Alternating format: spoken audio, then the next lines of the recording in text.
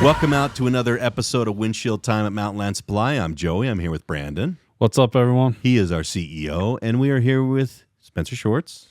Yeah, you are. He is our producer extraordinaire. And Spencer has actually been doing a little bit of extra work on this episode, as you can see. Whoa. He's actually working. Yeah. I should He's have actually extra. doing some work. Let's wait until we post it before you, talk me up at all. Hopefully you can see this is a little bit Sure it different. works. We are trying this with a remote guest, and we are with Zach Hooper. Hello, Zach. Hi, everybody. We can't see Zach. He can't see us. We're riding blind here.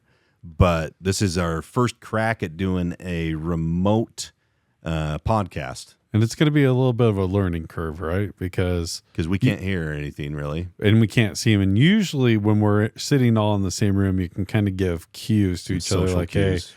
hey, I want to say something. So Zach, there's probably going to be a little bit of talking over each other, I'd anticipate. So we'll just have to be careful here. And I accidentally hit my mic because I'm talking with my hands. And usually I don't talk with my hands while we're doing this. I try not to. So Zach joined our company through an acquisition a couple years ago of the Tap of Kansas. And we most recently had a rebranding celebration in Wichita for the Tap that is now known as Mountainland Supply. So, Zach, welcome aboard, brother. It is good to be here. It's been working on 3 years, actually. Isn't that wild? Yeah. Doesn't It's even like feel like it, huh? we blinked, and here we are. In some November, ways, it so- feels like it was yesterday. In some ways, it feels like it was 10 years ago. Yeah. Right? It feels like we've always been together, I should say. Yeah, I got a few more gray hairs, but other than that, it See, feels like yesterday. and less hair on top. I Yeah. mean, that's how it usually goes. At least for me. Unlike some people that are gifted like Joey that has beautiful hair. Adonis DNA, blue eyes. Yeah. Oh, Schwartz man, has more beautiful hair than I do, though. that's true. You're resident Jesus. Yeah. I gave the crowd a little shine, took the hat off so they can. Oh, nice. Appreciate Yeah. that, bud. Yeah. You're looking very salt and pepper in your beard, too, which looks good. Are you Yeah. rocking a beard? I can't see you right now.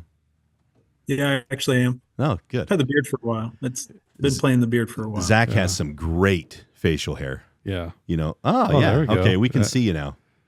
Shorts is showing us. Yeah, you look good, dude. It makes you look distinguished. I wonder, you could probably cast my TV. That'd be kind of Mirror to Joey's office TV. That'd be that hard. might be weird because then you don't see it, and then in the video it's going to show up Yeah, behind. we don't want to do that. No. Never It'll mind. be a little tricky. Reverse that. I thought about it. Reverse that. What we decision. need is little iPads right here that show us the person. You could throw them on the table. Are you listening to me, Shorts, We right, could, right now? We could do that on the table. You want it right now? All right, we got to get some iPad. We'll figure something out. That'd be cool if you He's could cast producing them. on the fly. Yeah, we could do that. Yeah, we'll figure something out. So, Zach, give people out there, the windshield wipers, a little bit of history for you in the industry. What brought you to originally the Tap? Yeah, so it's nothing too crazy. So my brother actually worked at the Tap. He was a delivery driver, and I was in college taking some online classes. So I was just working kind of just whatever jobs I could work around my schedule. And he was like, "Hey, we're looking to hire somebody." And the whole catch that that he pulled me over with was they let you work overtime. That was the Money, selling point. money, baby. Yep. It was like, hey, they don't care if you work overtime here. And, I'm working at a place that's making me clock out at 40. So it was a no brainer for me. I took a pay cut at the time because I knew I'd make it up. And, started in the warehouse. Day one, walk in. We got some guy in the warehouse who's been here for maybe 3 weeks. So I'm expecting, some guy who knows everything. I'm like, "Oh, how long have you been here?" 3 weeks. I'm like, okay, this is That's off to a good start. That's Just how me and him growth back goes. there. Yeah. And so first day, we're doing putting up PVC fittings, and I'm like, so I came from a place where we had scanners and everything. So I'm like, so what do we need to do? And he's like, well, you look at the sticker on the box and you walk around with it until you find a matching sticker, and then you stack it on top of it. That's how you stock shelves, man. I'm like, all right, here we go. I'm gonna get pretty good at this. Self-taught. Yep. That's awesome. That's how I started, and then just kind of just went up through the ranks. A counter guy put in his 2 weeks notice at the time, and next man up mentality. I think at the time we had 12 employees, so it was still a pretty small shop. And I got called up and did some counter work for quite a while. That's most of my career, probably 5-6 years of counter, and then counter supervisor into branch manager into now regional manager. So kind of just bounced all over the place. You were the next man up several times there, dude. Yep. What year did you start with the tap, Zach? So I just celebrated my 10 years last month. Nice. So, Congratulations. Very cool. yep. That's awesome. So you kind of alluded to it, but tell people where you kind of came from, where you were working before you came to the tap. Yeah. Before that, I worked at it was a subcontractor for Dish Network. I was actually in their stock room. We had to keep track of all the technician trucks. So, probably similar to like a plumbing wholesaler would. You had to check out all the product to different trucks, and then you get all the computer receivers, or not the computer, the DVR setups, and they all have serial numbers. So it's a lot of product returns. You got Dish Network has to track it all. So just a lot of kind of detailed stuff. And before that, I worked at Cabela's for a number of years. Didn't you work there with was it Greg? Yep, Greg Sutton, assistant branch manager currently. Yep, that was just another kind of a deal. At the time, we were looking for a warehouse guy, and I worked with Greg at Cabela's. I was the warehouse lead, and Greg was the overnight warehouse lead. So we worked together there, and we were looking for some warehouse help. So I shot him a message, and that was, I think it'd probably been 2 or 3 years since we had talked, and he was looking for a job, and so he came on. So that's where I met Greg. That was a good one, and shout out to Greg. By the way, he has 2 beautiful children, and every time I see Greg, I have to show me the latest picture, by the way, and he has them right there on his phone. He's such a very proud dad, and just cute kids. So I was able to go out to the rebranding just a few weeks ago and hang out with the crew there, and he had his kids there, and I always got to see them. They're cute kids. So anyways, shout out to Greg. But yeah, if you've ever talked to Greg, he's the king of optimism. So he is. When you start talking to him about his kids, he lights up like a light bulb. So it's fun to be around. It's very infectious. Yeah, he's a very positive person. Yep, I love it. Yep. That's the tone at the top we always talk about. A guy like Greg can make a lot of people around him feel comfortable, feel relaxed, and feel positive. Yeah, just because of what he's putting out. Yep. So what some people don't know is when we did the acquisition here, jumping forward, Zach was actually part of the ownership group at the time. Yep. And so I remember one of my very first experiences going out there. By the way, I learned at my very first trip going out to Wichita that Wichita is smack dab in the middle between Salt Lake and Atlanta. So we flew on Delta, and I honestly didn't look at the map. So we flew to Atlanta, and then I remember we flew all the way halfway back. I'm like, well, this was stupid. Why we're doing this? But I remember that we flew out on a Saturday night, red-eyed Atlanta, got to Kansas or Wichita early Sunday morning. Went and met with the ownership group. So Zach was there along with quite a few people. Sharon Doss was there. Greg was there. Larry was there. Don Patry, shout out to Don. Don was actually the founder of the tap. Yep. Phenomenal guy. No longer is with us. He retired. But actually that was our connection to the tap, my connection to the tap. He made that connection for us, and phenomenal person, great years in the industry, and has helped out a ton of people. But I remember we went out to, you guys call it, what is it, Tap South? Yeah. South Yeah. Tap. Yeah, Tap South. And it's like this room out of the 70s. Like it was the wood paneling, everything. I'm like, where are we? Everything Anyways, but the shag carpet. I think it was there. No, I'm just kidding. I But think it was a dark green carpet at the time. Yeah, Something- not quite shag, but very like drab green. Yep. Yeah. But I remember we sat in this room and we had the whole leadership group and getting to know everyone. Like Zach, I mean, they all stood out. They were all phenomenal people.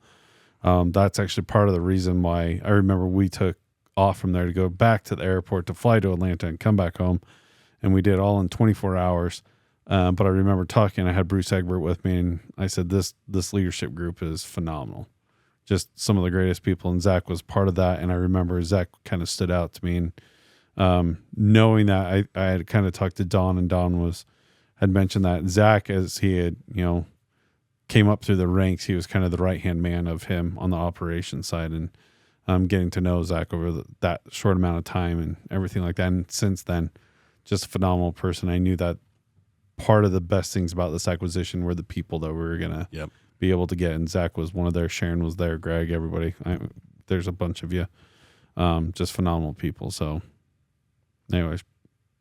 Yeah. The one thing that Don Patry always wanted with his company was he didn't want employees. He always wanted owners. Yeah. He had to kind of change that as they grew, but he always wanted people to have a share of the company because that he felt like they cared more. And when he had talked to you about ESOP and employee ownership and how we were doing it, I think he had mentioned that he really wanted to do that for the TAP, and a faster way to do it was to go through an acquisition and to become part of our ESOP. Yeah. And so now we have a bunch of owners that are in Wichita and in Missouri that are, still working their butts off to contribute to the ESOP. And that's definitely been our furthest reaching acquisition and our furthest shot east. Yeah. But we're happy to have everybody out there that's laboring to make our retirements a little bit bigger and make our lives a little bit better. So you guys are kicking butt over there on our behalf, and we're just grateful for you, Zach. Yeah, I'm happy to be part of the team. I think, people always ask, "Oh, how's it going?" and stuff like that. And I think at the time we had 10 owners, and to today we still have 8 of those owners still working for Mountainland. So yeah, it's been good, and it'll just keep getting better. Yeah, we talked to Devin Hansen a little bit earlier. He'll be on the previous podcast, but if it was earlier this morning for us, and so when we were talking to him, he was talking about talking with other people who are on the other side of an acquisition, and how that can be hard. You've been a champion for the acquisition and for the transition from the very beginning. Kind of talk about how that was on your side of it, going through that, Zach, because you were a previous owner of the company and to transition into being part of a larger company. Kind of tell us how that was. Yeah, I mean, that's a loaded question. There's lots of in and outs to it. Yeah. So just kind of looking back at it, I would say there was probably a lot of things that we didn't fully have the answer to. How are we going to do this? How are we going to do that? What's the future look like? And we kind of just had to feel it out. And that doesn't usually sit well with a lot of people. It's like, hey, what are we going to do? And it's like, well, we're going to figure it out. Give me the answer now. Yep. Yeah. It makes people kind of unsure, to where they really have to kind of just lean on kind of the leadership to tell them, or to trust the leadership to make the right call and to take care of them. And I think that was probably a lot of the uneasiness as we kind of went on, because we didn't have the answers for everything. So, but as far as like advocating, when we got together, we only went through with it because we thought it could work, and both sides wanted to work. And I just tried to keep, what's the best end outcome for us to try to get to. But it's hard because moving to the bigger company, there's like all the little things that you used to have to try to manage yourself, such as even little things like apparel. We've just recently rebranded, so we don't have to worry about that anymore. But it was like, well, Mountainland does it this way, and we do it that way, Yep. and to try to get people to jump on board and say, well, we as a group need to do it all the same way. Everybody's always proud of the way they've always done it. They were probably part of the team that came up with that way, or there's relationships with the apparel company who we've always got our shirts from. All that stuff kind of can be hard for people, and I think it just takes some time to really digest like what's going on, and to really scale it. It's a lot of work. It is. It's hard to be part of something and to dedicate so much energy to it, and to be proud of a product, and then to have it feel like it's being criticized is very hard, because it was all your labor and so much blood, sweat, and tears went into it. And when you have somebody come in and say, well, you did a great job with that, we're going to do it this way now, it feels like a kick in the guts. Yeah. And I really wanted to ask you that, because I don't want people to feel like, we're masking over, things that we could have done differently, or things that we would do differently now. It's not always perfect. And when you're part of a company that we really want to empower the people who are local, and we want to make sure that we do things in the right time for people, you're not going to have immediate answers, because you're trying to do things according to the time when it needs to be done. Yeah. And to force feed things never works. We always have a saying that it will happen in the right time when it's supposed to. Yeah. It's always going to happen just in time. And you can't force just in time. I think, going into this, that was really our mentality. And, I love your comments, Zach, because I hope people can read through this, that Zach's not saying everything went smooth on Far this. from it. It was far from it. And going into it, because this was really our first major acquisition that we made. And I remember just through that process, there's a lot of questions. Well, what about this? What about this? What about this? And as Zach kind of alluded to, we'll figure it out. We're working to figure it out. Yeah, but we're working together to figure this out. And we always we had taken the mentality of, we're not going to shove it down anybody's throats. They need to be able to, if they want this, then they'll let us know, and that'll be that just in time. I mean, we look at the branding. It's been 3 years now, and we're just barely rebranding it, because at the time when we did it, we said, does it make sense? And in correlation, I should say, or collaboration. There you go. Buzzword right there. In collaboration with the team out in Wichita, we kind of let them say, hey, it's on you. Yep. You tell us when it's ready to go. Because, there's market issues, customer issues, things of that nature. Matter of fact, we just did the rebranding, and we just had something pop up. We had a customer saying, oh, now you're rebranded, so what's going to change? Yeah. It's like, actually nothing. We've been doing this over the last 3 years. So this is kind of the last thing to do. It's just a name now that we're changing. But really, it took us 3 years. And I remember I had a phone call with Zach earlier this year in the spring, and he said, hey, it's time. Yeah. Let's do it. And I said, I love it. We're right behind you. When do you want to do this? How do we get this done? And it's taken us, it takes a lot of time to rebrand. We've had to go through that, but really our thought process was just take it as it comes. And when they're ready, they'll be ready, and that's just with anybody in anything we do. It's, you can't be, as a leader, you can't just be a dictator, and you can't just say, this is what it's going to be. And we want everybody to have buy-in on this. And so it took some time, but we got there. And I think, I look back on it. Are there things I would do different? Probably, because just now I know that, hey, maybe this would be a better way to do it, but I'm not sad about the outcome. No, and I think anytime you look back at something, if you say that you wouldn't change anything, I think that's not learning either. Yeah. I know there a lot of people are afraid of saying, yeah, of course I'd change something. That's what you should say. Yeah. Of course, if you're not learning anything, then that's really wrong. Right. There are a few things that we would change, but I'm with you. I wouldn't change the fact that we did it, and I wouldn't change the outcome that we have. No. And I probably wouldn't change some of the timing. Zach, along the timing, what made you think that it was time to rebrand? There's several things. I mean, I think the biggest change that we've made so far would be the ERP change going from P21 to Eclipse. And we did that pretty early on. Yeah, you did. And quick. Yeah. Yeah. And that hurt. And it took a little bit of time before I think they kind of had to recover from that. For sure. Just because every single thing you have to start over with and to relearn. So I think if we would have tried to just do it all at once, people would have been probably thinking that was like what the expectation was going to feel like, that we're just changing everything all the time. Yeah. So we recovered from the ERP change.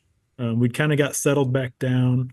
And then just, stuff would keep popping up, and it's like, why are we making this harder than it has to be?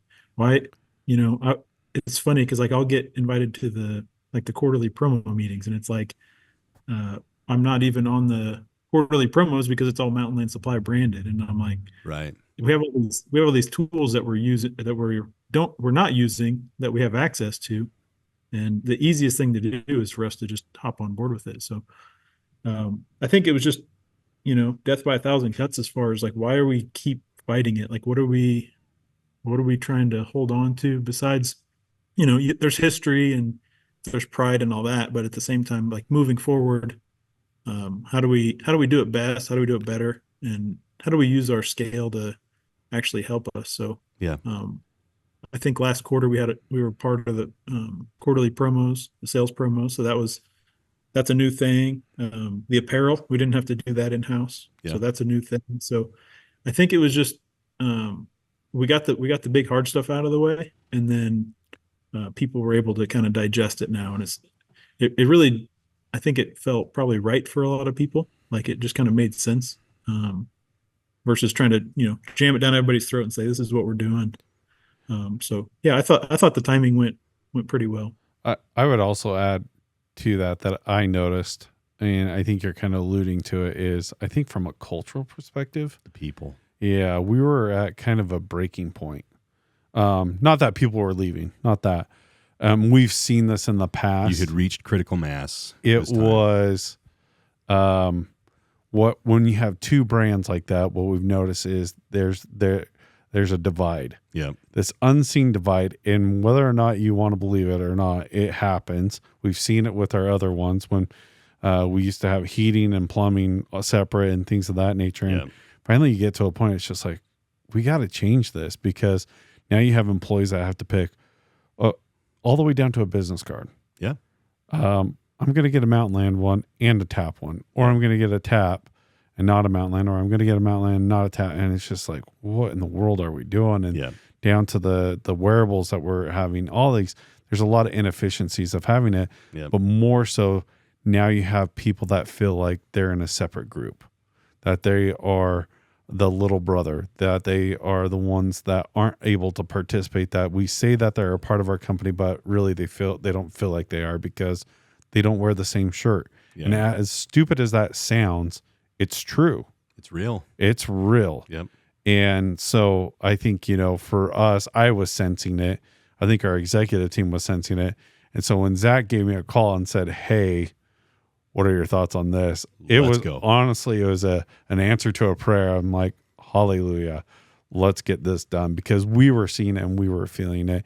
And more so, I think out in Wichita, in St. Joe, they were feeling it even more than what we were feeling here. So I think for us as an executive team, every time we've changed a brand, it's always been because of the people, because we want everybody to feel like they are part of it. Yeah. That it's not us and them, it's all of us. It's as one. And culturally, we want nobody left behind. So it makes sense from a cultural perspective. But Zach, maybe you're on the front lines. Maybe tell your elevator speech to people who say, why the hell would we be Mountainland? There's no mountains in sight in Kansas. heard that so many times. I'm sure you have. But my just quick comeback is, well, you better be paying attention because we do have mountains in Kansas. They're on our sign out front. So I like love it. better keep your eyes open. I love it, man. I like that, dude. That's awesome. But yeah, I think it's, you talk about like big brands and stuff. There's a reason why you want that brand recognition. Just talking to vendors and just the power of switching the name, and they're like, so what does this mean now? And it's like, well, now we're part of the family, so to speak. So that wasn't really how the conversations went before that. It's like, so what are you guys gonna do? It's like, well, we're still doing what we're doing and they're still doing what they're doing.